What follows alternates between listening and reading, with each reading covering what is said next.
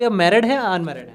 अभी फ़िलहाल अनमैरिड है। अनमैरिड है। सर घर से प्रेशर किस तरह से आता है सर शादी विवाह को लेकर? एक्चुअली देखिए अब यूट्यूब आपके जीवन में कभी सर कोई गर्लफ्रेंड बनी या फिर नहीं? हाँ या फिर बिल्कुल। ऐसी कोई क्रश है? नहीं नहीं, गर्लफ्रेंड हमारी बनी थी। कॉलेज के बाद हम लोग सिम्फर में ट्रेनिंग कर रहे थे 6 मंथ की, और फिर खत्म होने के बाहर उसमें लोगों का कहना है कि आप लड़कों को छोड़कर गर्ल्स को ज़्यादा प्रेफरेंस देते हैं, इसमें आप क्या कहना चाहेंगे सर? ये देखिए कहीं ना कहीं तो कैसे हैं आप सभी? उम्मीद करता हूं कि आप सभी स्वस्थ होंगे। दोस्तों आज का जो वीडियो होने वाला है काफ़ी ज़्यादा मोटिवेशनल और इंस्पायरिंग वीडियो होने वाला है।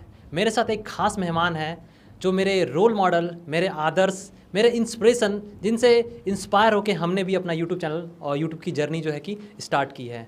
और ये मेरा सौभाग्य है कि जो सभी का इंटरव्यू लेते हैं उनसे उनका इंटरव्यू लेने का मौका आज हमें मिला। जानेंगे कि किस तरह से एक साधारण परिवार का लड़का जो खुद भी एसएससी रेलवे की तैयारी करता है और आज रेलवे स्पेशलिस्ट के नाम से जाना जाता है। स्वागत है सनोज सर, उमंग स्टडी के फाउंडर सनोज सर। और सर हम चाहेंगे कि अपना परिचय खुद दें हमारे दर्शकों को, और जितने भी उमंग स्टडी के जो व्यूवर्स हैं जो इस वीडियो को देख रहे हैं उनको अपना परिचय दें, क्योंकि इस योग्य हम नहीं हैं कि सर आपका परिचय हम दे सकें। इसलिए सर हम चाहेंगे कि अपना परिचय आप स्वयं ही खुद दें। सबसे पहले तो thank you so much Sonu ji कि आपने हमें इस काबिल समझा। सबसे पहले मैं बताना चाहूँगा कि उमंग स्टडी जो हमारा चैनल है, एक्चुअली जो भी हमारे व्यूवर्स हैं या फिर जो भी इस वीडियो को देख रहे होंगे, सबको ऐसा लगता होगा कि मैं बहुत रिच क्लास फैमिली से हूँ या फिर जो भी मैं स्टैंडर्ड्स वीडियो में मेंटेन करता हूँ, जबकि ऐसा नहीं है। बहुत से ऐसे हमारे स्टूडेंट्स हैं जो कि हमारी रियलिटी को जानते हैं। हम लोग भी एक मिडिल क्लास फैमिली से कि मतलब इतने मिडिल क्लास फैमिली, समझिए कि हम लोग बचपन में भैंस चराया करते थे। अब पता नहीं आपको भैंस चराने का अवसर प्राप्त हुआ है या नहीं हुआ है। तो वहाँ से आज एक यूट्यूब जर्नी को हम लोग आगे बढ़ा रहे हैं। तो ये इसके बारे में डिटेल डिस्कशन करेंगे, लेकिन इंट्रोडक्शन के तौर पे बस इतना ही है कि my self Sanoj Kumar, I am founder of Umang study YouTube channel. Thank you sir. इनसे जानेंगे, इनकी जर्नी के बारे में भी जानेंगे। वीडियो को स्टार्ट करेंगे, जर्नी भी जानेंगे किस तरह से इनका संघर्ष रहा है। 0 से लेकर 3.5 लाख सब्सक्राइबर हैं इनके चैनल पर। आप भी इनके चैनल को विजिट कर सकते हैं, उमंग स्टडी के नाम से है। और बताने की तो खैर ज़रूरत नहीं थी, लेकिन फिर भी एक बार रिकॉल कर दिए। आपके भी इसमें क्वेश्चंस लिए गए हैं और आपके देखेंगे कि यहाँ पे इनके कमेंट से भी क्वेश्चन लिए गए हैं बहुत सारे। और आपके जितने भी सवाल होंगे, चाहे इनकम से रिलेटेड और भी बहुत सारे सनोज सर से रिलेटेड, सारा कुछ आपको इस वीडियो में मिलेगा। तो उम्मीद करते हैं आप इस वीडियो को पूरा अंत तक और बिना स्किप किए हुए देखेंगे। तो चलिए सर सवाल पहले लेते हैं। पहला सवाल सर, आप अपना फैमिली के बारे में थोड़ा सा बताएं कि आप किस फैमिली बैकग्राउंड से आते हैं और आपके परिवार में कितने लोग हैं? Thank you sir. मैं अपनी फैमिली के बारे में बताऊं सर, तो एक साधारण सा परिवार सर। जैसे कि बेसिकली फैमिली के बारे में बताऊं तो एक स्टूडेंट लाइफ का डेफिनेटली मैं जिक्र करना चाहूँगा कि हम लोग जब स्टूडेंट लाइफ में सर, एकदम साधारण सा स्टूडेंट, जिसको आप कह सकते हैं कि हम लोगों को कभी क्लासरूम में खड़े होकर के अपना इंट्रोडक्शन देने के लिए कह दिया जाता था तो मतलब पैर तो दोनों काँपता ही था, हाथ भी काँपने लगता था। मतलब ये पॉसिबल नहीं हो पाता था। एक बिल्कुल साधारण परिवार जैसा हर किसी का होता है, एक मम्मी, एक पापा, 2 भाई 2 बहन, बिल्कुल हमारा साधारण परिवार है, कोई एक्स्ट्रा ऑर्डिनरी नहीं है, जैसा कि मैंने स्टार्टिंग में भी बताया। कितने फैमिली मेम्बर्स हैं आप लोग? हम लोग टोटल 4 भाई बहन और 2 मम्मी पापा, टोटल 6। अच्छा सर, और एक चीज़ और, आपका एजुकेशन क्वालिफिकेशन कितना रहा है और कहाँ से आपने किया है? सर मैंने बीटेक किया है मैकेनिकल इंजीनियरिंग से फ्रॉम दुमका इंजीनियरिंग कॉलेज। और प्राइमरी सर? प्राइमरी सर मैंने 10वीं किया है छोटा नागपुर एकेडमी धनबाद से, और 12वीं मैंने किया डीएवी पब्लिक स्कूल कोयलानगर से। उसके बाद हम लोग कोटा गए, कोटा में 1 साल का प्रिपरेशन करी। फिर हम लोग ने दुमका इंजीनियरिंग कॉलेज गया 14 से 18। फिर उसके बाद हम लोगों ने दिल्ली में भी जाकर के प्रिपरेशन करी गेट की, मेडीजी में। उसके बाद फिर वहीं से हम लोगों ने यूट्यूब जर्नी स्टार्ट किया और अभी फ़िलहाल अपने यूट्यूब चैनल को चला रहे हैं। तो सर ये जो ख्याल है आपके मन में कब आया कि सर हमें एक यूट्यूबर बनना चाहिए या फिर इसमें अपना भविष्य देखना चाहिए? सर जो भी चीज़ें मैं यहाँ पे बताऊँगा पूरी ईमानदारी पूर्वक बताऊँगा। एक्चुअली हम लोग मेडीजी में तैयारी कर रहे थे गेट की, तो हमारा गेट का एग्ज़ाम उतना अच्छा गया नहीं था। तो अब स्टूडेंट के ऊपर हमेशा प्रेशर होता है, जब भी स्पेशली आप जब प्रिपरेशन की लाइन में होते हैं तो कुछ करके दिखाने का। तो चूँकि हम लोग कोटा भी गए थे, वहाँ भी सक्सेसफुल नहीं हो पाए थे। फिर दिल्ली में भी फेलियर हमें मिला था। हालांकि फेलियर के बहुत सारे रीज़न थे, उसमें मैं अपनी भी नाकामी मानता हूँ, तो मैं उस मतलब रीजन्स के पीछे नहीं जाना चाहूँगा। तो हमारे पास एक ऑप्शन था रेलवे जेई की वैकेंसी के, उस समय आई हुई थी जूनियर इंजीनियर की। तो मैं हमेशा से ही मानता हूँ कि मेरे अंदर टीचिंग स्किल्स है, क्योंकि मैंने पहले भी बच्चों को पढ़ाया था। तो मैं कम ही पढ़ता हूँ लेकिन बहुत क्लियर पढ़ता हूँ, ये चीज़ मेरे अंदर थी। इसी ये भी कारण था कि मैं किसी कॉम्पिटिटिव एग्जाम में सक्सेसफुल नहीं हो पाया, क्योंकि कॉम्पिटिटिव एग्जाम में हमेशा आपको बड़ा सिलेबस कवर करना होता है, ना कि किसी एक पर्टिकुलर टॉपिक पे बहुत ज़्यादा टाइम देते हैं। तो इस कारण से मुझे लगा कि नहीं, अब मैं पढ़ूंगा भी और पढ़ाऊंगा भी। तो उस समय हम लोग जूनियर इंजीनियर की तैयारी खुद भी किया करते थे, और हम लोग वहाँ पे मतलब कि अपने चैनल हम लोगों ने उमंग स्टडी स्टार्ट किया था। हमारे स्टार्टिंग में 3 पार्टनर थे, मैं था, हमारे शुभम सर थे, गुफरान सर थे, और हम लोग जो पढ़ते थे वही हम लोग पढ़ाया करते थे। और उस पढ़ाने के कारण हमारा कॉन्फिडेंस इतना आ चुका था कि मेडी जी हम लोग उस समय भी क्लास जाया करते थे, तो मतलब टीचर्स को दिखने लगा था कि नहीं, अब ये वो स्टूडेंट नहीं रहा पहले वाला, क्योंकि पढ़ाने के कारण काफ़ी आपके स्किल्स डेवलप हो जाते हैं। तो ये हमारा रहा सर स्टार्टिंग।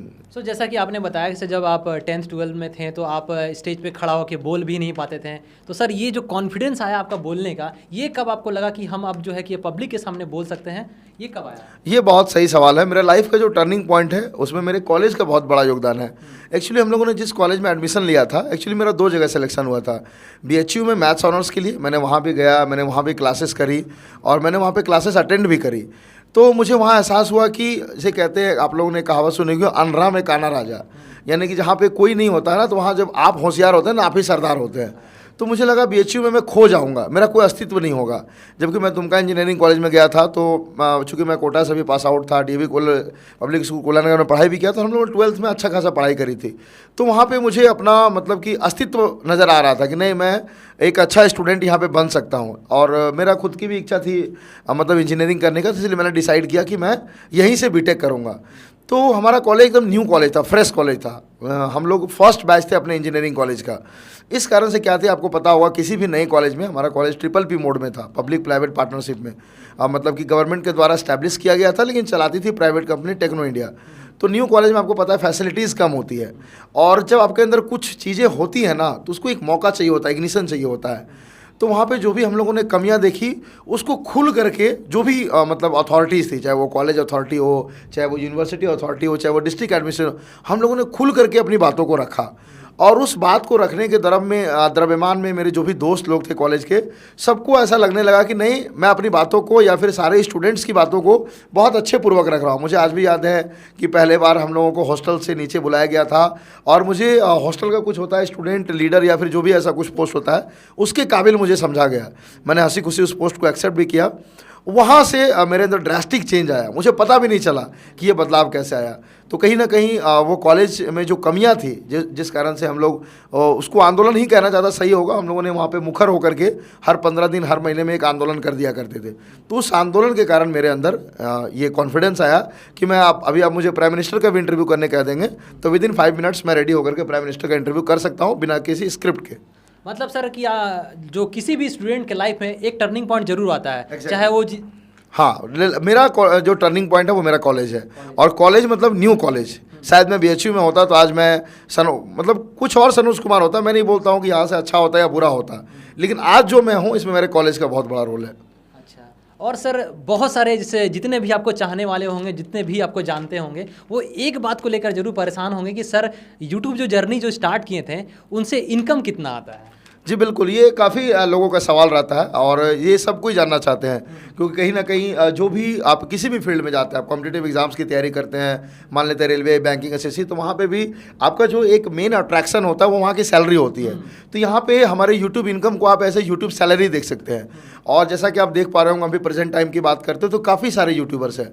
तो नो डाउट इधर मतलब कहते नहीं है कि मान लें IAS की तैयारी करने वाले लोग काफ़ी लोग होते हैं, उधर का सैलरी हैंडसम होता है, तभी उधर भी लोग तैयारी करने जाते हैं। तो यहाँ पे आपकी स्पेशली मैं यूट्यूब की, केवल यूट्यूब इनकम की बात करूँ तो हम लोगों का, जैसे मैं एजुकेशनल फील्ड से हूँ, अदर फील्ड का मुझे आइडिया नहीं है, तो हम लोग का जो एवरेज होता है ये 1000 रुपीज़ पर डे के हिसाब से लगभग हो जाता है। कभी ये महीने का कम भी होता है, कभी ये ज़्यादा भी होता है, लेकिन एवरेज हमारा इतना हो जाता है। सर ये आपसे एक बात और पूछना है, जब ये आप इस फील्ड में आए होंगे तो सर कभी ना कभी तो ऐसा लगा होगा कि ये काम हम गलत कर रहे हैं, या नहीं करना चाहिए, या छोड़ देना चाहिए, कभी आपके मन में भी ऐसा आया है क्या? जी, बहुत बढ़िया सवाल है। ये समय समय पे सभी लोगों के मन में आते हैं, हमारे भी मन में आते हैं। एक छोटा सा इंसिडेंट अगर आप इजाज़त दे तो मैं शेयर करना चाहूँगा। हम लोग कॉलेज के थ्रू, हमारा जो टेक्नो इंडिया कॉलेज थे उसके अंदर में 3 कॉलेज थे, एक रामगढ़, एक चाईबासा, एक दुमका। तो दुमका में चूँकि हमारे कंपनीज आती नहीं थी तो हम लोग को रामगढ़ जाना पड़ता था प्लेसमेंट के लिए। वहाँ पे मैं एक बार प्लेसमेंट के लिए गया हुआ था। तो कुछ एक इंसिडेंट हुआ था, वहाँ पे डिप्लोमा वाले भी स्टूडेंट्स थे, बीटेक वाले भी स्टूडेंट्स थे, प्लेसमेंट के लिए आए हुए थे। तो वहाँ पे जो भी प्रक्रिया थी, फॉर्मेलिटीज़ थी, वो चल रही थी। इसी बीच चलते चलते जो भी कंपनी के लोग थे, उन्होंने कहा था कि बीटेक वाले किसी लायक नहीं होते हैं, और मतलब डिप्लोमा वाले बीटेक वालों से ज़्यादा अच्छा होते हैं, क्योंकि डिप्लोमा वालों के पास प्रैक्टिकल नॉलेज होता है और बीटेक वाले तो खाली फकैती करते हैं। तो ये चीज़ कहीं ना कहीं मेरे दिल पे लग गई कि मैंने उनको बस इतना ही कहा कि डिप्लोमा वालों का अपना रोल है, बीटेक वालों का अपना रोल है। जो बीटेक वाले कर सकते हैं वो डिप्लोमा वाले नहीं कर सकते, जो डिप्लोमा वाले कर सकते हैं वो बीटेक वाले नहीं कर सकते हैं। आप ये नहीं कह सकते कि वो बेकार है, ये बेकार है, ये बेकार है, वो बेकार है। तो कहीं ना कहीं ये उंगली उठाने वाली बात हो गई थी उनके तरफ, ये चीज़ें उनको थोड़ा कॉन्ट्राडिक्ट कर ली, लेकिन मैं जो बात बोल रहा था वो बात सही थी। तो फिर ये कन्वर्सेशन एंड हुआ। तो एंड होने से पहले बीच में सभी से आपने अपने लाइफ का एम पूछा गया था। सभी बच्चों ने हाथ उठाया था, मैंने हाथ नहीं उठाया था, लेकिन वो जो कंपनी के लोग आए हुए थे उनको ऐसा लगा कि नहीं, इस बंदे में कुछ ना कुछ तो है। तो उन्होंने मुझसे स्पेशली पूछा कि आपने अपना एम नहीं बताया। तो मैंने कहा सर रहने दीजिए, क्या ही एम बोले। बोला नहीं, ऐसा आपका कोई एम ना हो ऐसा संभव ही नहीं है। तो मैंने आज भी मुझे बहुत प्राउड फील होता है, मैंने बहुत पब्लिकली लाउडली कहा था मैं समाज सेवा करना चाहता हूँ, और पूरा जो ऑडिटोरियम था वो तालियों की गड़गड़ाहट से गूंज उठा था। उससे पहले हम लोगों ने अपने कॉलेज में एक एनजीओ भी स्टार्ट किया था भविष्य के नाम से, वो एनजीओ आज भी चल रही है।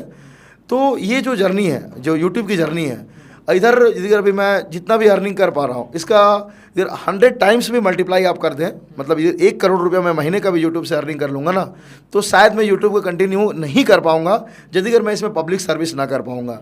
आज रेलवे के स्टूडेंट्स के लिए उमंग स्टडी क्या चीज़ है वो रेलवे के स्टूडेंट्स ही जानते हैं, उसके अलावा कोई नहीं जानता है। तो कहीं ना कहीं मुझे लगता है कि मैं स्टूडेंट्स के प्रॉब्लम को सॉल्व करता हूं, और स्टूडेंट्स के लिए मैं हूं, क्योंकि स्टूडेंट्स के प्रॉब्लम को जिस तरीके से मैं देखता हूं, जिस तरह से मैं सॉल्व करता हूं, वैसा कोई नहीं कर सकता है। तो बस यही एक रीज़न है कि मैं यूट्यूब पे कंटिन्यू हूं, क्योंकि स्टूडेंट्स के प्रॉब्लम को मुझे ऐसा लगता है कि मैं उनके लिए इकलौता हूँ जो उनके प्रॉब्लम को सुनता हूँ, उनके प्रॉब्लम को लोगों के सामने रखता हूँ, और जो भी हमसे बेस्ट पॉसिबल बन पड़ता है वो मैं अपने स्तर से प्रयास करता हूँ। तो this is the single reason जिसके कारण मैं यूट्यूब क्वाइट नहीं कर पा रहा हूँ, कि मैं इधर छोड़ देता हूँ यूट्यूब का तो उन रेलवे के स्टूडेंट्स का क्या होगा। हाँ, वो रेलवे स्टूडेंट्स की एक बार नौकरी लग जाती है तो फिर मैं इस पर विचार कर सकता हूँ कि मैं यूट्यूब छोड़ूंगा या फिर कंटिन्यू करूँगा।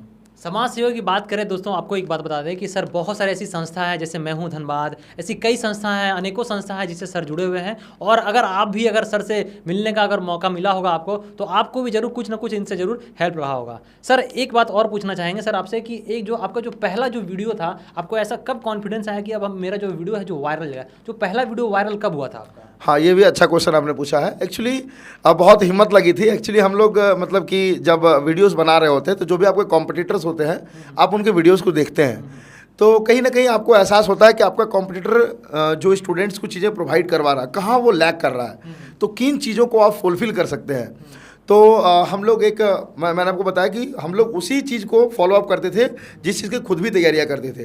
तो अभी भी एक रिक्रूटमेंट आती है जिसका नाम है टाटा स्टील AET, जिसको फॉर्म में बोलते हैं असिस्टेंट इंजीनियर ट्रेनी। हम लोग उसके भी एग्जामिनेशंस को देते थे, और हमेशा मैं मुखर रहता था, गलत की चीज़ों के प्रति हमेशा आवाज़ उठाता था। मैं किसी एक यूट्यूब चैनल का नाम नहीं लेना चाहूँगा, तो एक यूट्यूब चैनल ने क्या किया था, ऑनलाइन एग्जामिनेशन हो रहा था, उस ऑनलाइन एग्जामिनेशन को यूट्यूब चैनल ने पूरी तरह से रिकॉर्ड करके यूट्यूब पे डाल दिया था। तो मैंने उसके खिलाफ में आवाज़ उठाया था कि नहीं, ये जो भी यूट्यूबर ये काम कर रहे हैं वो गलत कर रहे हैं, भले ये स्टूडेंट्स के भले के लिए हो। मैं स्टूडेंट्स का भलाई में कभी भी, जहाँ स्टूडेंट्स गलत होते हैं, मैं उनको कभी सपोर्ट नहीं करता हूँ।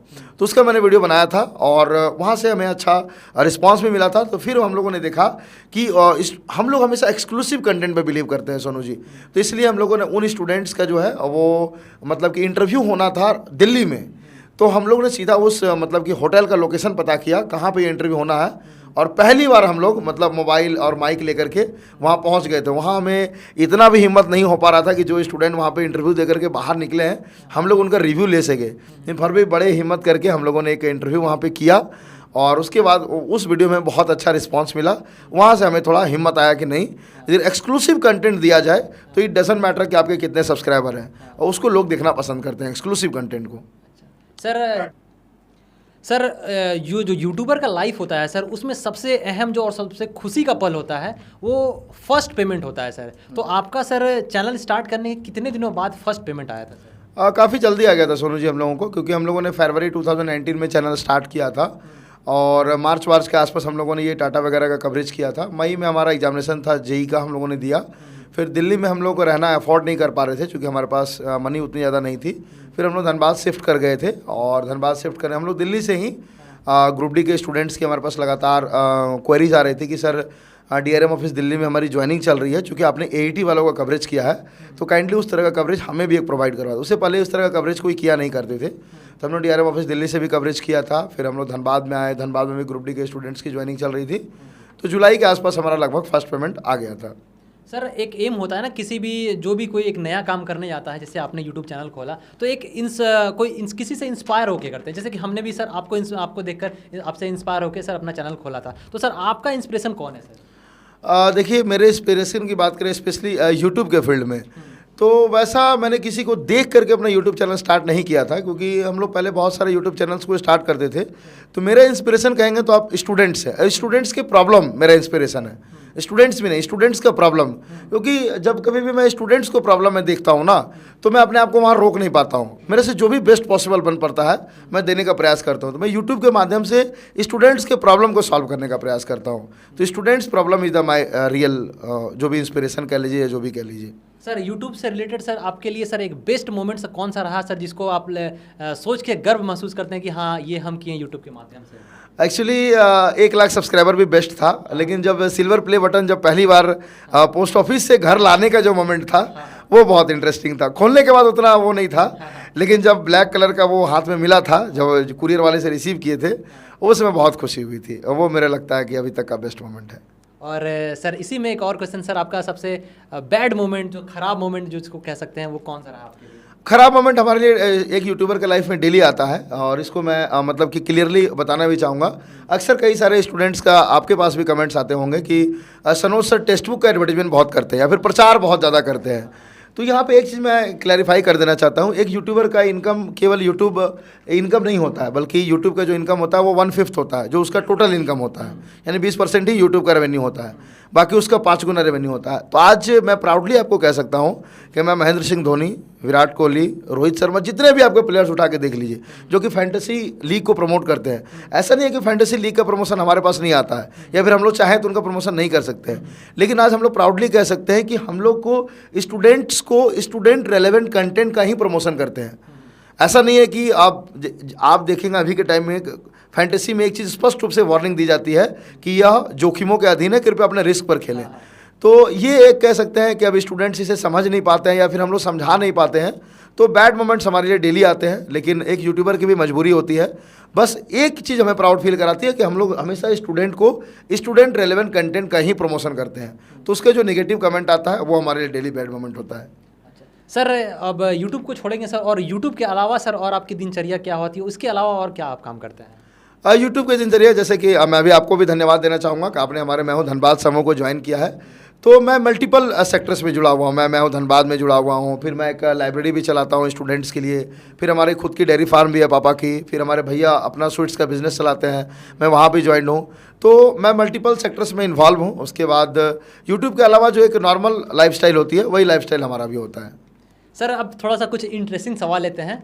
जैसे कि सर आपको यूट्यूब दुनिया में कई नामों से जाना जाता है, जैसे कि अभी चर्चा में है सर विनोद, उसके बाद हो गया railway specialist, Vasco da Gama. Sir इन तीनों नामों में से, और भी कई नाम हैं ऐसे, लेकिन इन तीनों नामों में से अगर आपको सबसे अच्छा सुनने में जो लगता है वो कौन सा नाम लगता है? रेलवे स्पेशलिस्ट नो डाउट, लेकिन स्टूडेंट्स जो भी प्यार से नाम दे, चाहे वो वास्को डी गामा हो, चाहे वो विनोद हो, मुझे हंसी खुशी एक्सेप्ट है। मतलब मुझे ऐसा नहीं लगता है कि हाँ बच्चे मुझे ये कह रहे हैं तो मैं बुरा मान जाऊंगा, ऐसा कुछ भी नहीं है। बच्चे खुशी खुशी जो कहेंगे, कुछ बुरा शब्द भी कहेंगे तो मैं मतलब निगेटिव कमेंट को भी बड़े प्यार से रिप्लाई करता हूँ। मैं कई सारे ऐसे कमेंट बच्चे के आते हैं कि सर मतलब आप तो दिल जीत लिए, इतना बुरा कमेंट हम किए, आप उसका इतना प्यार से रिप्लाई किए, हम तो ऐसा सोचे ही नहीं थे। तो मेरा हमेशा से ही मानना रहा है कि प्यार की भाषा में हमेशा नफरत की भाषा से ज़्यादा ताकत होती है। तो जो मुझे नफरत करते हैं मैं उनको भी प्यार से बात करता हूँ।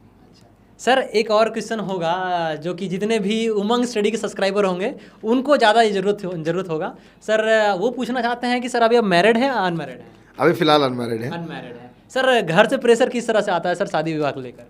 एक्चुअली देखिए, अब यूट्यूब जर्नी को आपको भी पता होगा कि इसे एक प्रोफेशनल जर्नी नहीं माना जाता है। स्पेशली हम लोग झारखंड बिहार के लोग हैं, तो झारखंड बिहार में गवर्नमेंट जॉब को ही एक जॉब माना जाता है। तो अभी हमारे भैया की बातचीत चल रही है। भैया के बाद अभी हमारे पर फिलहाल कोई प्रेशर नहीं है, क्योंकि आपको पता है कि हम छोटे हैं, तो छोटे पे प्रेशर नहीं आता है। लेकिन अभी फ़िलहाल ऐसा कोई प्रेशर नहीं है शादी ब्याह का। तो जैसा कि बोले सर आप अनमैरिड हैं, तो सर अभी भी आप सर जवान हैं सर, ऐसा दिखता भी है, लेकिन सर आप ये बताइए कि आपके जीवन में कभी सर कोई गर्लफ्रेंड बनी या फिर नहीं? हाँ या बिल्कुल। फिर ऐसी कोई क्रश है? नहीं, गर्लफ्रेंड हमारी बनी थी। कॉलेज के बाद हम लोग सिम्फर में ट्रेनिंग कर रहे थे 6 मंथ की, और फिर मतलब ज़्यादा नहीं, 6 मंथ से 1 ईयर हमारा रिलेशनशिप चला भी था। फिर अभी उनकी शादी हो चुकी है, वो भी शायद, तो अभी उनका मैरिड लाइफ चल रहा है। तो बस वही एक मतलब मोमेंट था, और उसके अलावा और कोई मोमेंट नहीं। अभी फ़िलहाल कोई क्रश वरस नहीं है। क्रश नहीं है। ये सर ज़्यादा जो आपकी फीमेल सब्सक्राइबर है उनका ज़्यादा सवाल था। अब सर आप कुछ कमेंट्स लेंगे जो आपके वीडियो से हमें मिला है, कुछ ब्लेम भी है आप पे और कुछ सवाल भी है, वो भी हम आपसे करेंगे। सर आपसे पहला सवाल है कि ऐसे तो सर जो भी टीचर होता है उसके लिए हर स्टूडेंट बराबर होता है, लेकिन आपके कमेंट में देखने को मिला कि सर आप जो एग्ज़ाम का रिव्यू लेते हैं एग्ज़ाम सेंटर के बाहर, किसी भी एग्ज़ाम ख़त्म होने के बाहर, उसमें लोगों का कहना है कि आप लड़कों को छोड़कर गर्ल्स को ज़्यादा प्रेफरेंस देते हैं। इसमें आप क्या कहना चाहेंगे? ये देखिए, कहीं ना कहीं जो भी स्टूडेंट ऐसा कमेंट किया उनका कहना भी सही है, क्योंकि कहीं ना कहीं आज की जो मीडिया है, मैं उसमें भी अपने आप को काउंट करता हूँ। तो लोग वही डिलीवर करते जो आप देखना चाहते हैं।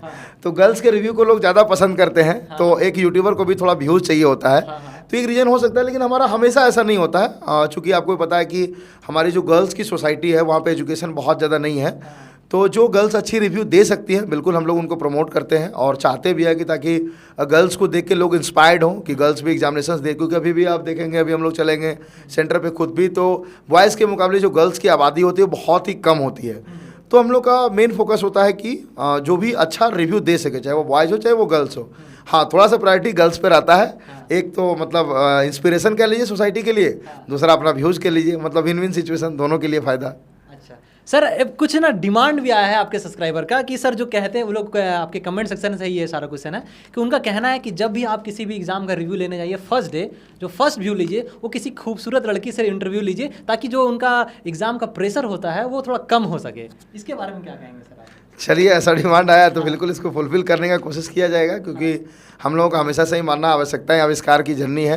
तो जो भी हमारे सब्सक्राइबर, जो भी हमारे स्टूडेंट्स का डिमांड है, हम लोग अपने स्तर से बिल्कुल प्रयास करेंगे। तो दोस्तों इसी के साथ आप लोगों का जो है कि सवालों का सिलसिला जो ख़त्म होता है, और काफ़ी अच्छा जवाब दिए हैं सनोज सर ने, और इनका तहे दिल से धन्यवाद। और लास्ट में इनसे कुछ पूछना चाहेंगे, जो आपके सब्सक्राइबर हैं उनके लिए कुछ बोलना चाहेंगे, जो व्यूवर्स हैं उनके लिए?